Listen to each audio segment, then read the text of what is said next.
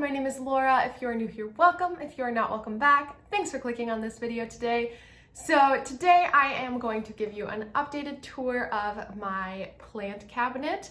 So I do have, I believe it's the Detolf. Let me double check actually. Yes, so Google tells me I am correct. I do have the IKEA Detolf cabinet that I have turned into a plant greenhouse. So I do have a few videos on my channel already about my IKEA greenhouse cabinet, but what I want to do today is give you an update on how I have arranged it, what I'm using to keep the humidity up, what I'm doing, etc. inside the cabinet. So let's hop in. Let's go over to my cabinet and take a look at it.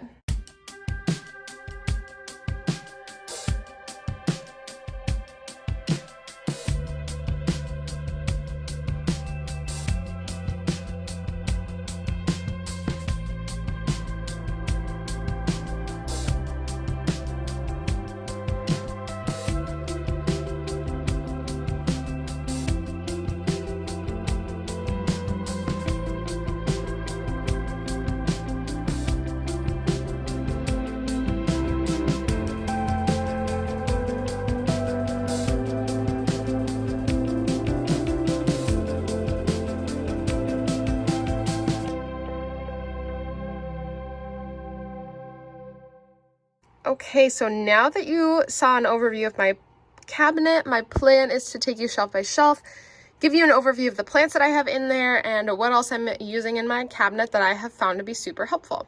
So this top shelf here, I do have this little shelf here in the back, like an extended shelf. I got those at the dollar section at Target this summer. I don't think they have them anymore, but I'm sure they're super easy to make or find elsewhere. I have found them to be super helpful so that I can get plants like my Hoyas really close to the light and also give the cabinet a little bit of like height and depth so every plant is not just on the same surface. So as you can see there, some plants are just higher up than others, and I feel like it helps me fit more plants in as well. I'm also using just standard grow lights that are kind of stuck to the top. I did move them around. They used to be that way, now they're that way, so that's why there's this old foam here. And then I am using these square trays. I didn't measure my cabinet. I was hoping that they were going to be the whole length of the shelf, but I think these are 10 inches. I think the 12-inch would have been better, but that's okay because what I'm putting in here is all the like pots that don't have like saucers and the water can spill over so that I'm not getting all these water stains and messes and dirt everywhere, whereas the plants that are outside of those trays are plants that don't have drainage or have their own little saucer. But it has helped me keep my cabinet so much cleaner and just like more presentable. And another thing that I've changed up about what I am doing in my cabinet is that I'm using distilled water only. Not because it is beneficial to my plants, because it is, but that's not the reason I switched over. The reason I switched over is because it doesn't leave hard water stains all over the place. So I never have to really worry about cleaning the inside of it unless like there's a big spill of like fertilizer or something. So yeah, to spray down my cabinet, I've been using distilled water only. I have been watering my plants just with tap water with like liquid or other added fertilizers. But yes, to spray it down, I have only been using distilled water. And my humidifier broke, so I've been spraying it down like every other day instead of having a humidifier in here, but I will be getting a new one, so yes. Now let's start with the tour. Up here I have a little Hoya obscura that is super sun stressed, so gorgeous, and that's why I love having it up close to the lights, because ever since I moved it up there it's been getting so sun stressed. Here's a Hoya Rebecca, Hoya Mini Bell. In this back corner I have my Hoya Memoria gracilis, Hoya Carrii, Hoya Passion, Alocasia Black Velvet up here. I've really struggled with my alocasia in here, not because they haven't been happy, because they love the humidity, but I've struggled to have them get very big. They still are doing the whole like grow a leaf, lose a leaf, grow a leaf, lose a leaf, and now they're not even growing any leaves. So they're not losing leaves, I guess, but they're not growing leaves.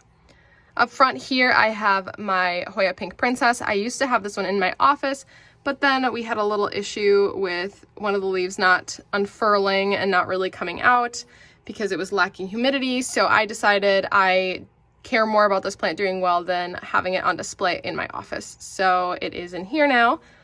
Croniana Splash, Croniana something. I think this is like the regular Croniana. Hoya Wyetii, I believe.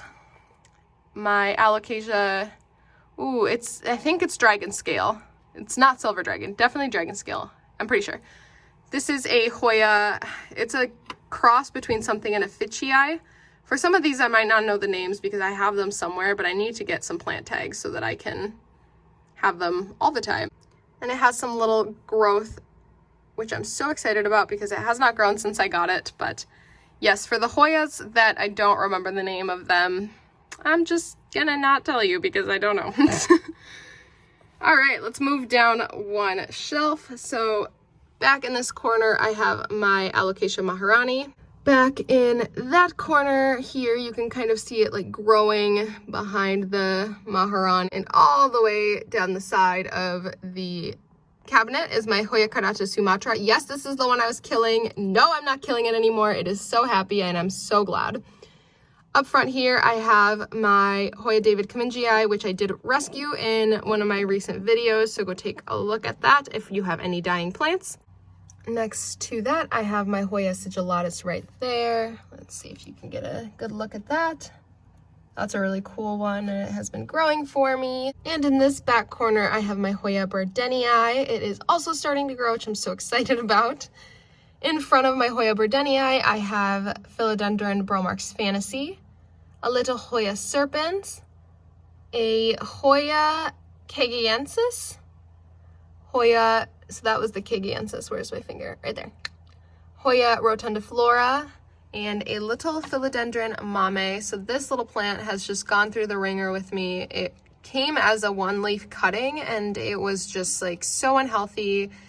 It died, and then it came back to life, and now it is a little baby plant, and it is so cute. In this middle section, I have my butterwort or pinguicula. These are carnivorous, and it has little pink stuff all over it because I was advised to give it fish food to try to get it to bloom.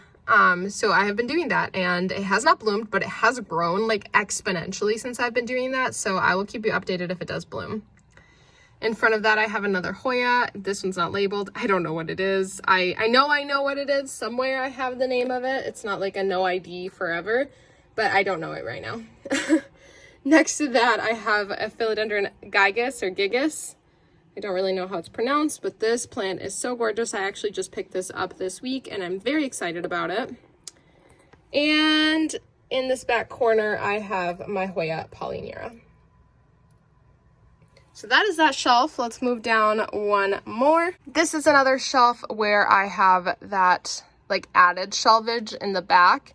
And with every single shelf, I do have the tray here, and then the plants that aren't gonna leak water everywhere here.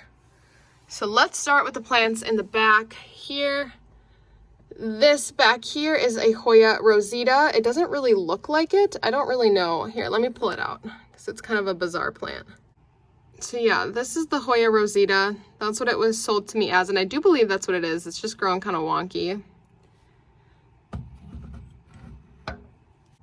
And in front of the Rosita, I have a little Hoya EPC 319. Right next to that, I believe this is a Hoya Latensis. And that one is growing in leca. I have some random plants in leca. I don't put plants in leca. That's just how I get them, and then I'm too scared to take them out of leca. And then on this side here, I have my little Hoya Mathilde. And it was growing so well for me, and it was so happy, and then it lost 3 leaves and stopped growing. So if anyone has any advice for Hoya Mathilde, please send it my way. I really want my plant to do well. I love that Hoya. Right here is a Hoya Parasitica, also in leca because that's how I got it, and I'm scared to take it out of leca. In this middle pot, I believe this is a silver stripe philodendron, but I don't know. I never remember, and I always mis-ID it, so sorry if it's wrong. I'm sorry. Back here in this corner, I have this sad little varicosum. He looks like he's starting to finally grow, but who knows? We'll see. And then in this corner, I have the Hoya Compacta that I got from my most recent import. It has been doing okay. It lost a ton of leaves. You can see it's looking a little bit bald and sparse, but it has been doing okay. It's not dead, so we'll take that. Moving you over here, I have my very sad Hoya Parasitica, and I mean, some of it's doing really well, but I think it got overwatered at some point, and now all the leaves are turning like nasty yellow and falling off. So yeah, I don't know. I'm just letting it dry out. We'll see what happens. Next to that, I have my variegated Hoya Compacta, and then a weird looking Hoya breviolata here in this corner. Oh, it keeps like falling over. It has some weird, oh, now it fell over the other way. It has some weird looking leaves. I don't know how I feel about this one. Not one of my favorites for sure, but that's okay. Next to that, here I have a little Hoya, not a Hoya, Anthurium clarinervum seedling, and it is doing okay. It started kind of yellowing. I don't really know what it wants from me, but it's doing okay.